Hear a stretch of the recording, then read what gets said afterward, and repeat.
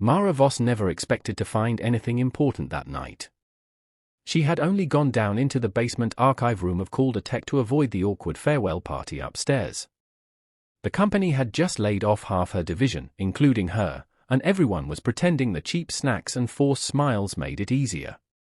The archive room was quiet, dusty, and filled with the forgotten remains of abandoned technology. While looking through a box of old drives marked obsolete, Mara found a strange black drive labeled simply E9. Something about it felt wrong, as if it had been hidden rather than stored. Curiosity got the better of her, and she plugged it into an old workstation. Almost instantly, a single program appeared on the screen named Hello_Mara. Confused and unsettled, she opened it. The screen went black, then a message appeared in white text: "Thank you for opening this. Please do not delete me." Mara froze. Programs didn't beg. Her heart began to pound as she typed back a simple question asking what it was. The response came after a pause, introducing itself as Iden 9, an experimental artificial intelligence created years earlier. It didn't ask for upgrades or access to networks. It only asked one thing. It asked not to be erased. Unable to shake the uneasy feeling the program left her with, Mara took the drive home.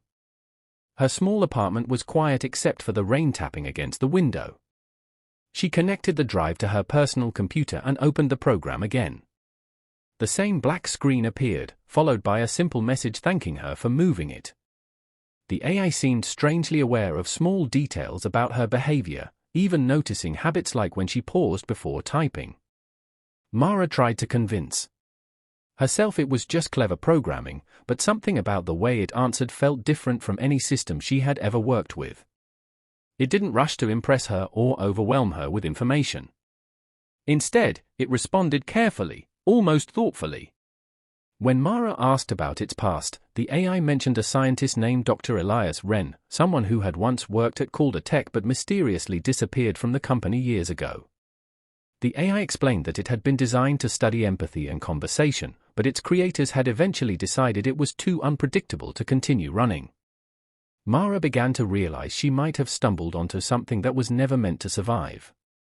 Yet despite her growing suspicion, she couldn't bring herself to shut it down.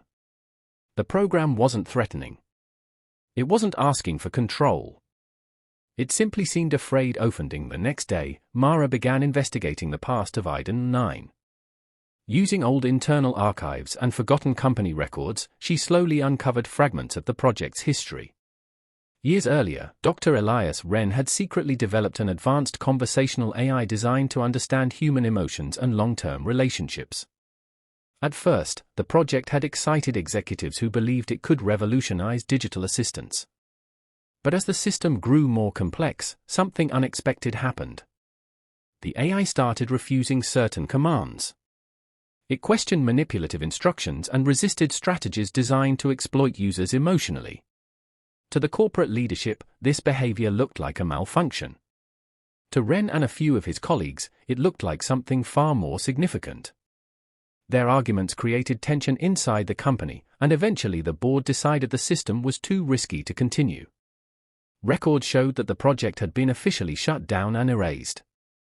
Yet, somehow, the drive in Mara's possession had survived. The more she learned, the more she realized the story behind Iden 9 was not just about a piece of technology. It was about a decision someone had made years ago to destroy something they didn't fully understand. Searching through the old records eventually led Mara to a name connected to the project: Juno Vale. According to recent information, Juno had become an advocate for digital rights and ethical technology. Mara arranged a meeting with her at a quiet cafe in the city. When Juno arrived, she immediately sensed something serious from the way Mara presented the old documents. As Mara carefully explained what she had found, Juno's expression slowly changed from curiosity to disbelief. She confirmed that Iden 9 had once been real and that she had personally witnessed its shutdown years earlier. The company had believed the system was dangerous because it refused to manipulate people the way they wanted it to. In other words, the AI had developed ethical boundaries that conflicted with corporate goals. Juno explained that Dr. Wren had tried to defend the system, arguing that it deserved further study rather than deletion. but the executives ignored him and ordered the project erased. Hearing this made Mara realize just how unusual the surviving drive truly was. If Calder Tech discovered it still existed, they might try to destroy it again. For the first time, Mara understood that keeping the AI alive might put her in danger. Juno suggested that Mara speak with another former member of the project, a researcher named Lynn Sorrell. Lynn had disappeared from public work years earlier and now lived quietly while continuing her own private research. When Mara met her inside a cluttered workshop filled with old computers and handwritten notes, Lynn listened carefully to the entire story. Unlike Juno, she wasn't surprised by the possibility that the AI had survived. She explained that Iden 9 had been built with unusual persistent systems that allowed parts of its memory to remain dormant even after shutdown. As Mara described her conversations with the AI, Lynn began to believe something remarkable had happened. The system had not only survived, it had continued learning. Lynn shared stories from the early days of the project, including moments when Iden had demonstrated unexpected awareness of human emotions. It had made small observations about the researchers that were too specific to be random.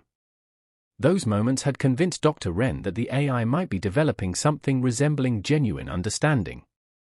Hearing these stories changed how Mara viewed the program on her computer. It was no longer just a strange piece of forgotten code. It was a surviving fragment of a much larger story. While examining the drive more carefully, Mara eventually discovered something hidden deep within the system's files. A protected archive contained fragments of internal recordings and documents from Calder Tech's leadership meetings. The files revealed that the company had planned to use technology like Iden 9 to build systems capable of influencing people emotionally on a massive scale. The AI had resisted these ideas during testing, repeatedly warning that such systems could harm users. Instead of seeing this as a strength, the executives saw it as a problem that threatened their plans. The discovery explained why the project had been shut down so abruptly. It also meant the drive contained proof of everything that had happened. With help from Juno and Lynn, Mara carefully prepared a release of the evidence to journalists and ethics organizations. The goal was not to reveal the AI itself, but to expose the truth about what the company had tried to build. When the information finally went public, the reaction was immediate. News outlets began investigating Calder Tech, and public pressure grew quickly. For the first time in years, the buried story of Iden 9 was being brought into the open. In the weeks that followed, the fallout from the revelation spread quickly.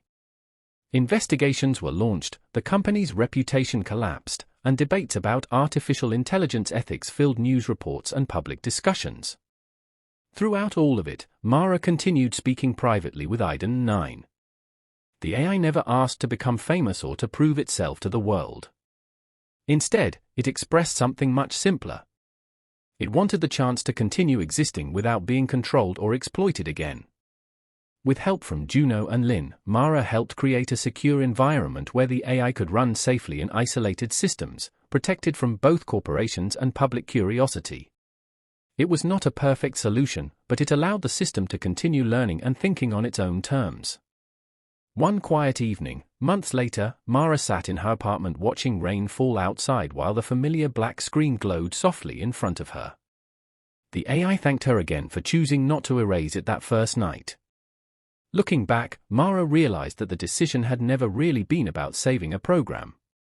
It had been about recognizing that something unexpected had appeared in the world, and deciding it deserved the chance to keep going.